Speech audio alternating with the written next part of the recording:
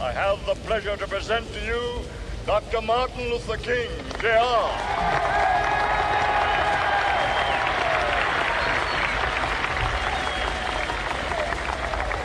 I am happy to join with you today in what will go down in history as the greatest demonstration for freedom in the history of our nation.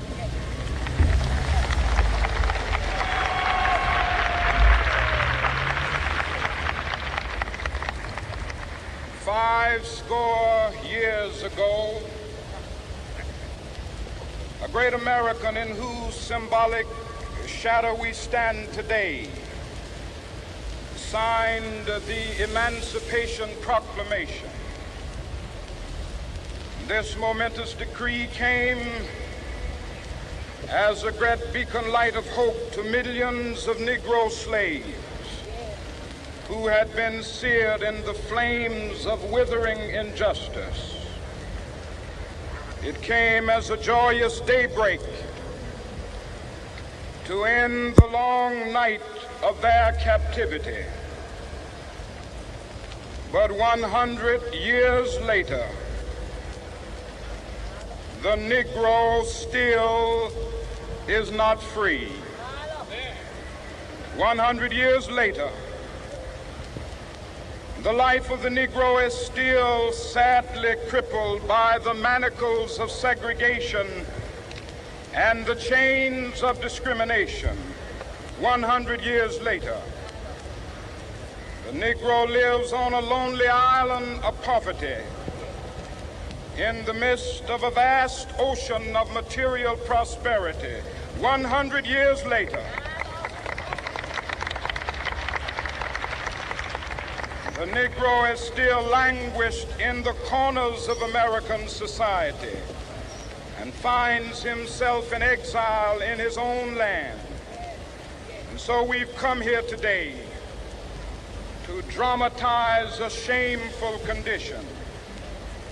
In a sense, we've come to our nation's capital to cash a check.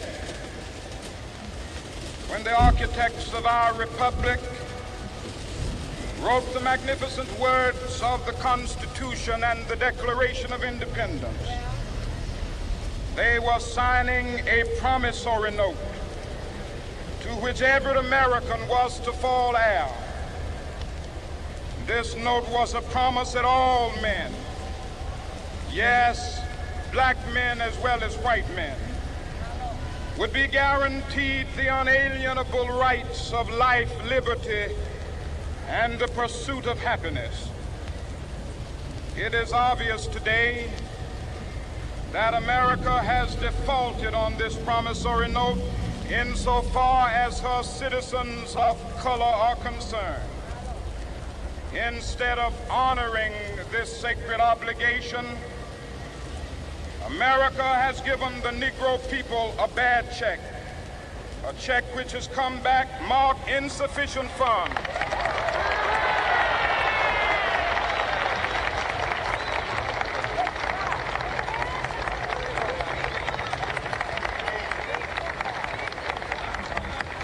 But we refuse to believe that the Bank of Justice is bankrupt. We refuse to believe that there are insufficient funds in the great vaults of opportunity of this nation. And so we've come to cash this check, a check that will give us upon demand the riches of freedom and the security of justice.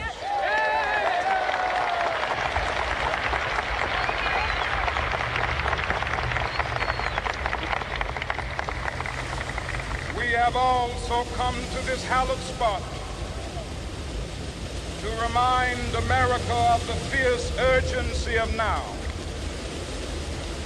This is no time to engage in the luxury of cooling off or to take the tranquilizing drug of gradualism.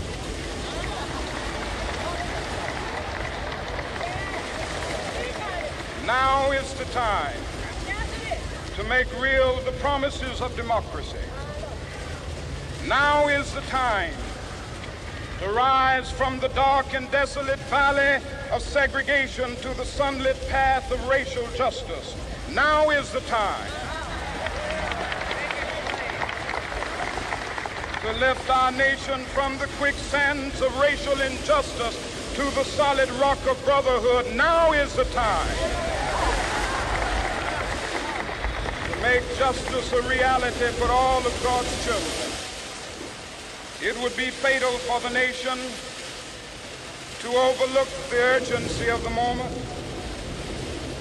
This sweltering summit of the Negro's legitimate discontent will not pass until that is an invigorating autumn of freedom and equality. 1963 is not an end, but a beginning. Those who hope that the Negro needed to blow off steam and will now be content will have a rude awakening if the nation returns to business as usual.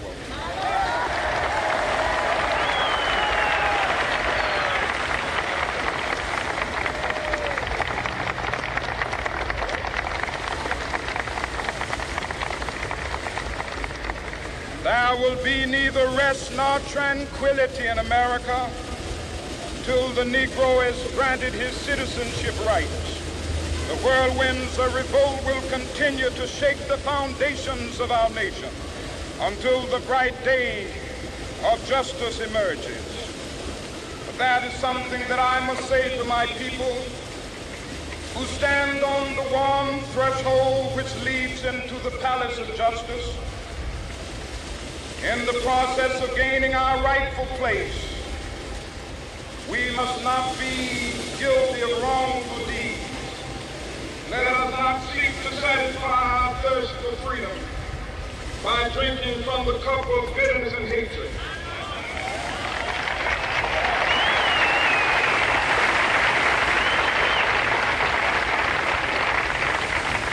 We must forever conduct our struggle on the high plane of dignity and discipline.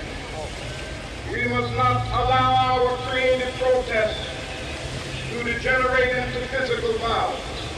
Again and again, we must rise to the majestic heights of meeting physical force with soul force. The marvelous new militancy which has engulfed the Negro community must not lead us to a distrust of all white people. For many of our white brothers, as evidenced by their presence here today, have come to realize that their destiny is part of ours.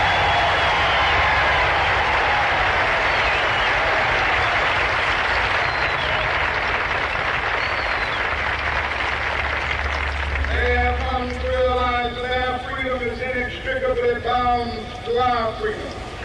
We cannot walk alone. As we walk, we must make the pledge that we shall always march ahead. We cannot turn back. There are those who are asking the devotees of civil rights, when will you be satisfied? We can never be satisfied as long as the Negro is a victim of the unspeakable horrors of police brutality. We can never be satisfied as long as our body is heavy with the fatigue of travel, cannot gain lodging in the motels of the highways and the hotels of the city.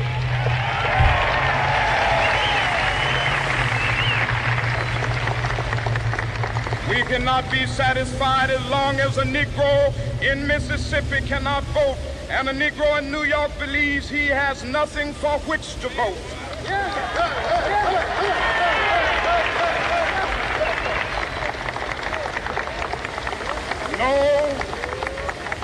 No, we are not satisfied, and we will not be satisfied until justice rolls down like waters and righteousness like a mighty stream.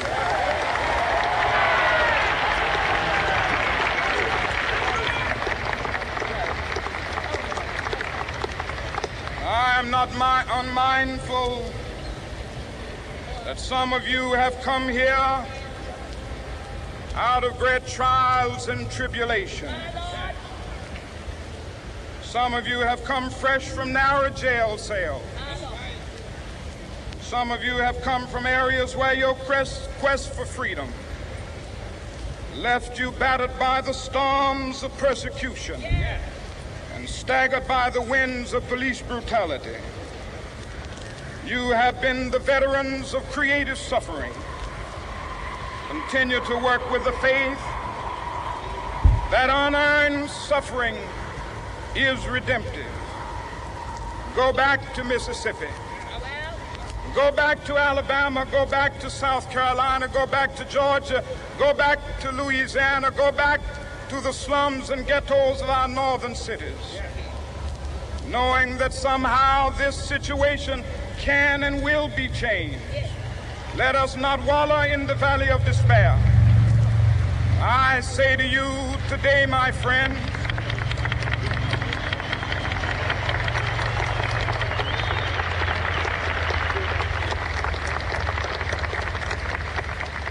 so even though we face the difficulties of today and tomorrow, I still have a dream. It is a dream deeply rooted in the American dream. I have a dream that one day this nation will rise up and live out the true meaning of its creed. We hold these truths to be self-evident, that all men are created equal.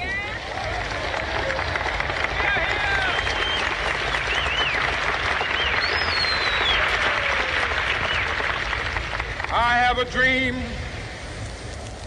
that one day on the red hills of Georgia, the sons of former slaves and the sons of former slave owners will be able to sit down together at the table of brotherhood. I have a dream that one day, even the state of Mississippi, a state sweltering with the heat of injustice, sweltering with the heat of oppression, will be transformed into an oasis of freedom and justice. I have a dream that my 4 little children will one day live in a nation where they will not be judged by the color of their skin, but by the content of their character. I have a dream today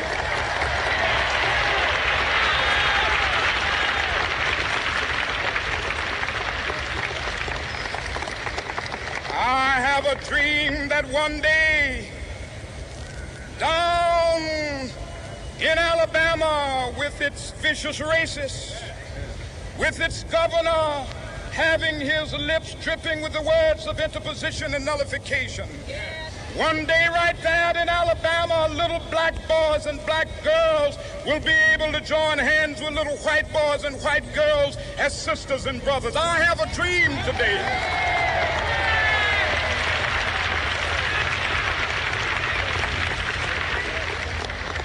I have a dream that one day every valley shall be exalted, and every hill and mountain shall be made low. The rough places will be made plain, and the crooked places will be made straight. And the glory of the Lord shall be revealed, and all flesh shall see it together. This is our hope. This is a faith that I go back to the South with. With this faith, we will be able to hew out of the mountain of despair a stone of hope. With this faith, we will be able to transform the jangling discords of our nation into a beautiful symphony of brotherhood. With this faith, we will be able to work together, to pray together, to struggle together, to go to jail together, to stand up for freedom together, knowing that we will be free one day. This will be the day. This will be the day when all of God's children will be able to sing with new meaning, "My country, tears of thee. Sweet land of liberty, of thee I sing. Land where my fathers died, land of the pilgrim's pride. From every mountainside, let freedom ring. And if America is to be a great nation, this must become true. So let freedom ring from the prodigious hilltops of New Hampshire. Let freedom ring from the mighty mountains of New York. Let freedom ring from the heightening Alleghenies of Pennsylvania. Let freedom ring from the snow-capped Rockies of Colorado. Let freedom ring from the curvaceous slopes of California. But not only that, let freedom ring from Stone Mountain of Georgia. Let freedom ring from Lookout Mountain of Tennessee. Let freedom ring from every hill and molehill of Mississippi, from every mountainside. Let freedom ring, and when this happens,